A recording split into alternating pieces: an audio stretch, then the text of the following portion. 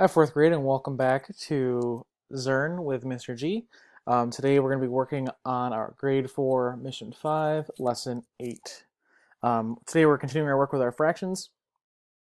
Today is just continuing more of the progress that we started with our new subject yesterday, or a new continuation of fractions, which is using the area model and multiplication to show the equivalence of two fractions. So I'm going to use this tape diagram here to help model the system in which you're going to be doing this, or the method. So I'm going to first label what I have here. So I've created this tape diagram and I've split it into 1, 2, 3, 4, 5, so fifths. So each one of these is equivalent to 1/5, but we only have one piece left. So what we have right now is 1/5. What I'm going to do is I'm going to take this fifth and I'm going to partition or separate or divide or split this into more pieces. One.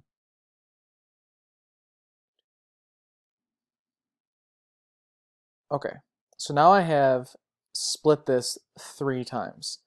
So I now no longer have fifths. I have 1, 2, 3.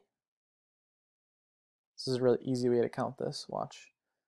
Let's make this straight here using the area model. So I have 3 by 1, 2, 3, 4, 5. So I now have 3 times 5.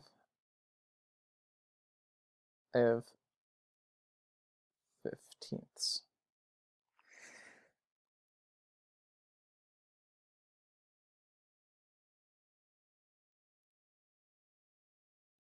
Okay, so how many 15ths do I have though? I have 1, 2, 3 15ths.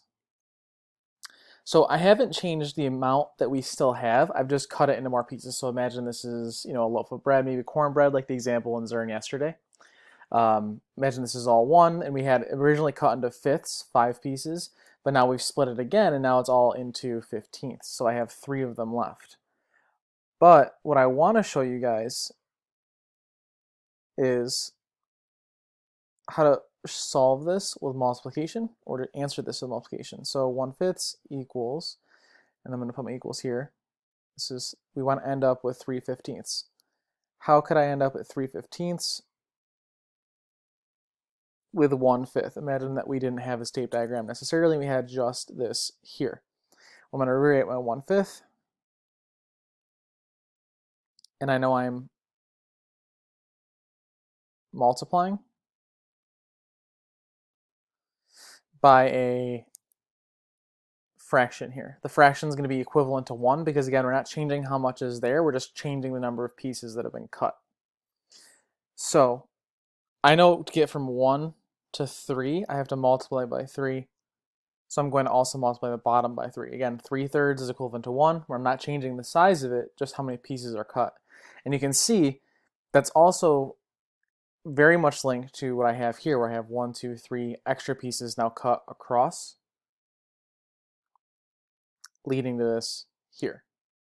So I'm going to circle this process. You can do this with any number of fractions. You could do this with even upwards of 100 or more, numbers. It's a lot harder that way, of course, because you have a larger number, but using your multiplication strategies and your division strategies and your understanding of factors and multiples could make this a lot easier. You could, of course, draw a tape diagram, but when you get into the numbers past probably about 20, tape diagrams become incredibly difficult to use because it's just very hard to draw that many lines in any kind of reasonable amount of space, unless you want to use, of course, a whole piece of paper. But by the time you're done doing that, you might as well have just used your multiplication strategies. I look forward to seeing your work, and I'll talk to you guys tomorrow.